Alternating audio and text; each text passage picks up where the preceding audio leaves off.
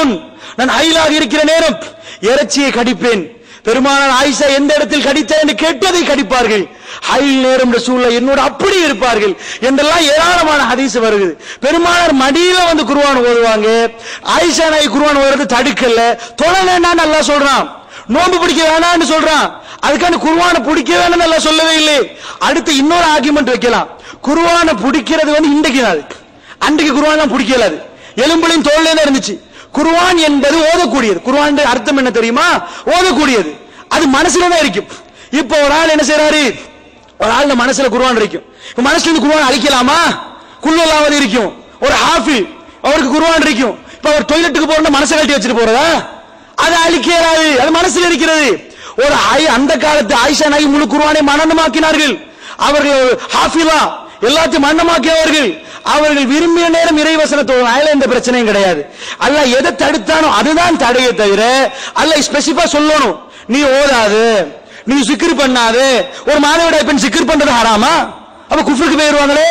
அல்லாஹ் திருமறை குர்ஆன்ல சொல்றானே, பில் குதுவி வல் அசாலி வலா தகும் மினல் காஃபிலின், காலையில மாலையில எல்லா நேரத்திலும் அல்லாஹ் இது பண்ணி 7வது அத்தியாயம் 205வது வசனத்துல அல்லாஹ் சொல்றான், நீ காலையில பாரு, மாலையில அல்லாஹ்வை சிந்தி, வலா தகும் மினல் காஃபிலின், கவனமற்றவராக இருந்திராதே. எல்லா நேரம் அல்லாஹ்வை திங்க் பண்ணண்டா எப்படி சிக்ர் என்பது குர்ஆனே சிக்ர் தானே, அல்லாஹ் சொல்றான் தானே. நஹ்னு நஸல்னா ஸிக்ர வ இன்னா லஹு லஹாஃபிதூன், இந்த சிக்ரை நாங்கள் தான் உங்களுக்கு அருளினோம், அதை நாங்கள் தான் பாதுகாக்கிறோம். அப்ப இதுவும் சிக்ர் தானே. ஏன் இயலாது? நேரடியா எந்த தடையும் இல்ல. சஹாபி பெண்கள் அப்படி ஓதலன்னு எந்த ஆதாரம் இல்ல. ஒரு சிலர்கள் அந்த ஆயத்தை வச்சு சொல்றாங்க. அந்த ஆயத்தை நீங்களே போய் பார்க்கலாம். அந்த ஆயத்துல என்ன வருகிறது? அந்த லவ்வுல் மஃபூல் ஏட பத்தி தான் வருகிறது. அதனால குர்ஆனை தொட்டு ஓதலாம், அதெல்லாம் பிரச்சனை இல்ல. அவர்களுக்கு தடை வந்து தொழுகையும் இந்த நோன்பும் தான் தடை. மருத்துவ பேரித்த பலத்தின் மருத்துவ பயன்பாடு பற்றி கூறினீர்கள். குழந்தை கிடைப்பதற்கு அந்த பிரசவ வேதனை இருக்கின்ற பொழுது அந்த பேரித்தம்பழத்தை சாப்பிட கொடுத்தால் அது நிகழ்ந்தது. ஆனால் பொதுவாக இன்று நாம் எங்களுடைய நாட்டை வைத்து அல்லது விஞ்ஞானத்தினுடைய வளர்ச்சியை வைத்து அறிந்து கொண்டாலும் கூட பிரசவத்துக்காக வேண்டி அனுமதிக்கப்படுகின்ற பெண்களுக்கு லெபோரட்டரி அல்லது தியேட்டருக்கு எடுக்கின்ற பொழுது அவர்கள் ஒன்றோ லேபர் ரூமுக்கு எடுப்பார்கள் அல்லது தியேட்டருக்கு எடுப்பார்கள். எடுக்கிற போது அந்த அவர்கள் இரவு முழுவதும் பசியில் வைக்கப்பட்டு கிட்டத்தட்ட குழந்தை பிறக்கும் வரை 14 மணித்தியாலங்களுக்கு மேல அவர்களுக்கு எந்த விதமான உணவும் வழங்கப்படுவது கிடையாது. என்ன ஆபரேஷனுக்கு எடுக்கிற நேரம் அது வெளியே வரும்போது அல்லது அதுக்குரிய காரணங்களை வச்சு. இப்ப இந்த பிராக்டிகல் ப்ராப்ளம் நார்மலா வீட்டிலேயும் ஹாஸ்பிட்டல் டேட் கொடுத்தா வீட்டிலேயும் வச்சுக்கிறதுக்கு அனுமதி இல்லை. இப்ப நார்மலாக மிட்வைஃப் யாருமே எந்த பொருளையும் பாரம்பரிக்கிறது இல்லை. டாக்டர் டேட் தான் நீங்க ஹாஸ்பிட்டலுக்கு அட்மிட் பண்ணுவோம். ஹாஸ்பிட்டலுக்கு போனதுக்கு போறது நார்மல் டெலிவரியா அல்லது தியேட்டர்ல போட்டு ஆபரேஷன் ஆனது அங்க போன போறதான் தெரியும். சிலருக்கு கூடுதலான சந்தர்ப்பங்கள்ல அப்படியே லேபர் ரூம்ல இருந்து எடுத்துருவாங்க. இப்ப இந்த சந்தர்ப்பத்துல இந்த பிராக்டிகல் எப்படி சாத்தியமாகும்? அது இது அதாவது நான் வீட்டுல இருந்து குழந்தைய பெத்தெடுங்கன்னு சொல்லல. அவர் கொழும்பு பல்கலைக்கழக ஒரு லெக்சராக பேராசிரியராக இருக்கிறனால அவர் இந்த கேள்வியை அவர் கேட்கிற என்ன சமுதாயத்துக்கு தேவையான ஒரு கொஸ்டின். நான் சொன்னதை அப்படியே மக்கள் புரிந்திருப்பார்கள், அவர் புரிந்திருக்க மாட்டார்கள். மக்கள் புரிந்திருக்க வாய்ப்பு இருக்கிறதாக ஒரு கருதியை அப்படி கேட்கிறார். நிஜமாக நான் என்ன சொல்ல வரேன்னா, இன்றைக்கு நடக்கிற மாதிரி எல்லாத்தையும் செய்யதான் வேணும், ஹாஸ்பிட்டலாம் கூட்டி போகணும். ஒரு அடிப்படையை நீங்க நல்லா புரியுங்க. அந்த அடிப்படையை நான் என்ன சொல்ல வர்றேன்னா, ஒரு சாப்டர்ல வந்து ஒரு தாய் குழந்தை ஈண்டெடுக்கிற நேரம் அவருக்கு சக்தி வேணுமா வேணாமா? விஞ்ஞானத்துல வந்து நம்ம கேட்க வேண்டிய கொஸ்டின் என்னன்னா, சக்தி வேணும்.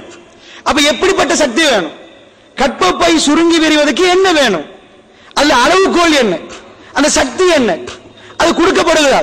இன்றைக்கு என்ன நடக்குதுன்னா, ஆல்ரெடி அதெல்லாம் கொடுக்கப்படுது. அவங்களுக்கு எல்லா செட்டப் இப்ப இந்த கிளினிக்ல செஞ்சுட்டு வந்துருவாங்க. அதுல ரெட்டா கிரீனா எல்லாம் போட்டுருவாங்க. இப்ப ஆல்ரெடி செட்டப் பண்ணப்பட்டிருக்குது. இன்றைக்கு டாக்டர்ஸ் எதை சொல்றாங்க அதான் செய்யணும். இன்னைக்கு ஆர்டிபிஷியல் எல்லாம் செஞ்சிருவாங்க. அதுக்கு தேவையான ஐட்டம்ஸ் எல்லாம் கொடுத்து எக்ஸசைஸ் எல்லாம் கொடுத்து அதை செட் பண்ணிடுவாங்க. பிரசவ வேதனை. ஆனா அந்த காலத்துல வந்து இப்படி ஒன்று நடக்கிற நேரத்தில் இது எதுக்கு நடந்திருக்கலாம்? ஒன்று அவங்களுக்கு வந்து இந்த மாதிரி ஒரு மோனோசைட் சக்தி இல்லாத காலத்துல நடக்கலாம், இல்லாத ஒரு காரணத்தினால் நடந்திருக்கலாம். அதனால அல்லாஹ் வந்து இதை கொடுக்க சொல்றான். இன்றைக்கு இன்னும் சொல்றேன், இலங்கையில ஒரு முறையில செய்யறாங்க பிரசவத்தை. எல்லா ஊர்லயும் அப்படிதான் செய்யறாங்களா? இல்ல. இதுக்கு ஹாஸ்பிட்டல் கூட்டி போகணும் என்ற ஒரு காலம் இருக்கல. வீட்டுல இருந்து எல்லாம் செஞ்சிருவாங்களே. ஒரு விஷயத்தை நல்லா நீங்க புரிஞ்சுக்கோங்க. என்ன நான் சொல்ல வரேன்டா, இந்த ஒவ்வொரு ஊர்லயும் ஒவ்வொரு விதம், ஒவ்வொரு ஏரியாலையும் இது ஒவ்வொரு விதமா தான் குழந்தை பெத்தெடுக்கிறாங்க. இலங்கையில நம்ம ஒரு முறையை பார்த்ததுக்கு எல்லா ஊர்களையும் அப்படி கிடையாது. அதுக்கு ஒரு உதாரணம் எடுக்கலாம். காய்ச்சல் வந்தா தண்ணியால குளிக்கலாமா குளிக்க கூடாதா? ஒரு ஆளுக்கு காய்ச்சல் வருது, தண்ணியால குளிக்கணுமா குளிக்க கூடாதா? முன்னாடி டாக்டர்ஸ்மார்கள் சொன்னாங்க தண்ணியை காட்டாதீங்க. ஆனா நபிகள் நாயகம் ஸல்லல்லாஹு அலைஹி வஸல்லம் காய்ச்சல் வந்தா தண்ணியால குளிப்பாங்க. இப்ப நல்லா புரியுங்க, காய்ச்சல் ரெண்டு வகை. ஒன்று தடுமல் காய்ச்சல், அடுத்தது வேறையா வர்ற காய்ச்சல், தடுமல் இல்லாம வர்ற காய்ச்சல். தடுமல் இல்லாம வர்ற காய்ச்சலை வந்து இல்லாமலாக்க ஃபேன் போடணும், தண்ணியால நனைக்கணும், அந்த வெப்பத்தை வெளியே கக்கணும். சில டாக்டர்ஸ் என்ன சொல்லுவாங்க, நலைங்கன்னுவாங்க. ஓ நலைக்காதுன்னுவாங்க. என்ன ஒரு ஆள் நலைக்க சொல்லுவாங்க, நலைக்க சொல்லல. தடுமல் காய்ச்சல் நலைக்க கூடாது. தடுமல் இல்லாத காய்ச்சல் நலைக்கிறதா மருந்து.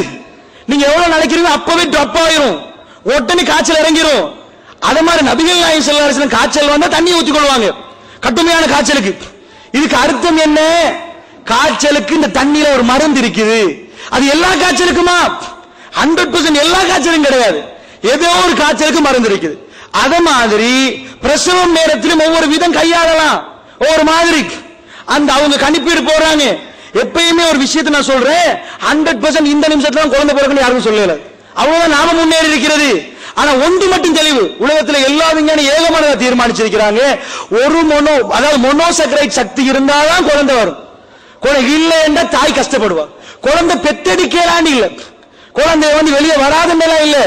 இன்றைக்கு ஒரு சில காரணங்களை மையமா வச்சு தாய்மாருடைய லெவலை எல்லாம் பார்த்து எல்லாருக்கும் சாப்பிடலாது. சிலவன் குளுக்கோஸ் அடிச்சா மொத்தா போயிடும். அப்படி போட டெஸ்ட் பண்ணி பார்க்கணும். நான் சொன்னது எல்லாருக்கும் ஈச்சப்பழத்தை போடுறது இல்ல. ஈச்சப்பழம் ஒரு மெடிக்கல் மருந்தா இருக்குது, அது எல்லாத்துக்கும் போட்டா முடிஞ்சு போச்சு. எல்லாரும் அப்படிதான், எல்லா விஷயத்திலும் அப்படிதான். சிலவனுக்கு சிலது ஓகே, சிலவருக்கு போட்டா மொத்தா போயிருவாங்க. அந்த மாதிரி இருக்கும். மருந்து மாத்திரை அப்படிதான். அந்த அடிப்படையில் இன்னும் சொல்ல வரேன்டா, ஒரு சர்க்கரைட் சக்தி கொடுக்கணும். அது இருக்குதா இல்லையா? ஈச்சப்பழத்துல அந்த சர்க்கரைட் சக்தி போகுதா இல்லையா? அது வந்து கன்ஸ்ட்ரக்ஷன் ரேட்டை வந்து கண்ட்ரோல் பண்ணதா இல்லையா? கன்ஸ்ட்ரக்ஷன் ரேட்டை கண்ட்ரோல் பண்ணாதான் சுபப்பிரசவம் நடக்கும் என்று சொல்றாங்களா இல்லையா? இதுதான் விஞ்ஞானம். இதை வச்சு ஒவ்வொரு மருத்துவம் ஒவ்வொரு மாதிரி செய்வாங்க. ஒரு டாக்டர்கிட்ட போனீங்கன்னா ஒரு ஆள் பிரஷரை செக் பண்ணுவார், இன்னொரு கொலஸ்ட்ராலை செக் பண்ணுவார். இவர் சொல்லுவார் வைரஸ் காய்ச்சல் உண்டு, அவர் சொல்லுவார் டெங்கு உண்டு. அது என்ன? அது ஒவ்வொரு ஆளும் ஒவ்வொரு விதமா அவங்க படிச்சது. ஆனா விஞ்ஞான ஃபேக்டை நாம எடுத்து பார்த்தால் இது நான் சொன்ன அது அப்படியே இருக்கிறது.